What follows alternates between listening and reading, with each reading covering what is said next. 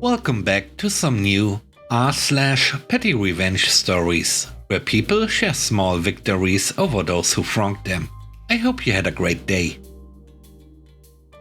The first story is called New Number. I had my phone number stolen from me years ago. Someone convinced Bell they were me and had my number transferred to a new SIM card. I managed to get it back, but decided a new number and provider change was the best way to protect myself. It started with the usual text, looking for Edward. I'm a woman. When the calls from debt collectors came in, it was quickly obvious I was not him, but they wanted me to get him to call them back. One night, Edward texts me. He's been locked out of his PlayStation account and needs me to text him the code so he can update his phone number with PlayStation. Sure, buddy. Here's your PlayStation code. Is this your new number? For every text or call I received for Edward after that, I offered his new number. Within a couple of months, the calls drastically went down. He hasn't contacted me since, so I assume he's been busy dodging bill collectors. The next story is called Tried to Follow Me. We have this old jerk customer at work. My boss will absolutely not have him as a customer during business hours, but will work on his truck after hours with no one else around. The usual way things work out is that he tries to fix something on his truck and messes it up, then expects everyone else to fix it for really cheap, using his veteran status as a guilt trip, because he already had done half the work himself. This time he fixed his brakes and somehow no longer had rear brakes. His truck is 2 bolt failures away from a junkyard. My boss is out of town, so I was in charge for the week, with strict instructions to not help him while he's out. He showed up at the shop today, demanding I fix his truck. I had already closed the building up and was ready to leave. I told him when the boss gets back, he'll fix your truck. He didn't like that answer, said something very bad, and I told him to screw off till the boss is back in town. He gets angry and grabs a piece of wood and throws it into the desert. I start my drive home, and a second or two later, I notice his truck behind me and matching my lane changes. I live 40 miles away, so I knew he wouldn't keep up with me in the hills, and I didn't want to put him in an accident by outpacing him. So I call my friend, who's only about 9 to 10 miles in the middle of the desert, and told him I was gonna swing by, because I think I'm being followed, and I was gonna take the scenic route. He told me he was gonna meet me at the halfway, and if he had to, he would scare him off. The scenic route is 7 miles of rough desert road that will destroy any truck without long travel suspension. A lot of locals use it to test and tune their desert off-roaders. I get to the turn-off into the trail, and I see his headlights turn in behind me. At that point, I shut my lights off and turned on my desert headlights and floor it. I made sure to lure him into the first set of jumps. Right before the jumps, I kicked up a bunch of dust and turned off all the lights and waited at the other end. I saw his headlights again, and I could tell he cleared the first jump, but I could see his headlights shake going down, which is a sign of suspension failure from hitting the ground hard. I turned on all my lights so he could see where I was as I left, and proceeded to my friend's location. He was waiting for me with his brother and a big grin.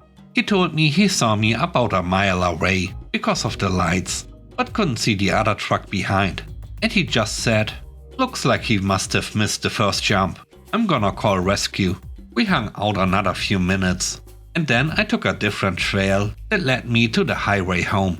Later in the evening, I got a call that he was fine, but his truck was literally bent at the cabin bed from the 5-foot drop he experienced. He said he got lost going home. The boss has been contacted.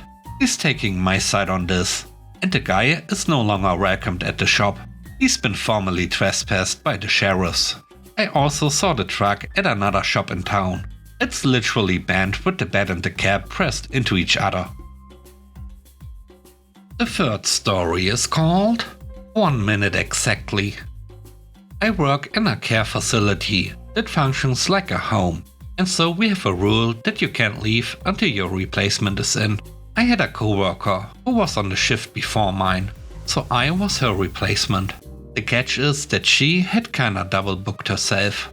Her shift didn't end until 7 AM, and she had agreed to start another job at 7 AM. Now, anyone who can't teleport might see the logistical issues in getting across town in 0 seconds, and she decided to make that my problem. If I showed up early, she would be gone without any kind of handover. If I was on time, she would moan that I was late because she had places to be. Well, time change happened, and when dealing with manually changed clocks, you of course end up with about a 5-minute difference between the 3 visible clocks. I, of course, go by my cell phone because it's the most accurate and keep arriving on time according to my phone. One day she decides she's had enough of my lateness. 5 minutes early according to my cell that day, but not enough time to teleport across town. And she complains to our manager.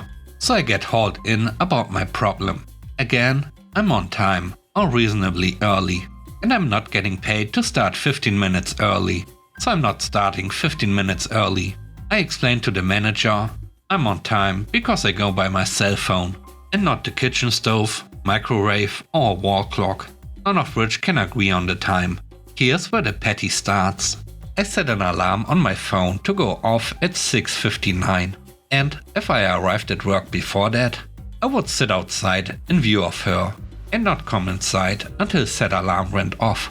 When she would huff and puff about my lateness, I would simply tell her, I have no idea what you're going on about. It's now 6:59 and I'm ready to work. Don't you have places to be? I would walk in with that phone held at face level, ringing its just before 7 alarm. She tried to complain again, and I told our manager that I literally had an alarm set, and I was never walking in past 7, so I had no idea what the coworker was going on about. I kept my 6:59 alarm until she quit 6 months later, because she kept being late for her crosstown second job.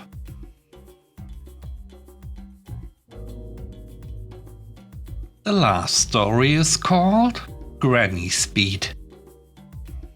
I went to our local grocery store and picked up a couple of things to eat for lunch. Of course, there were only 2 lines open, a 20 item or less and a normal line. I had worked my way up to being the next customer in the 20 item line when someone from customer service announced that it was open to help people.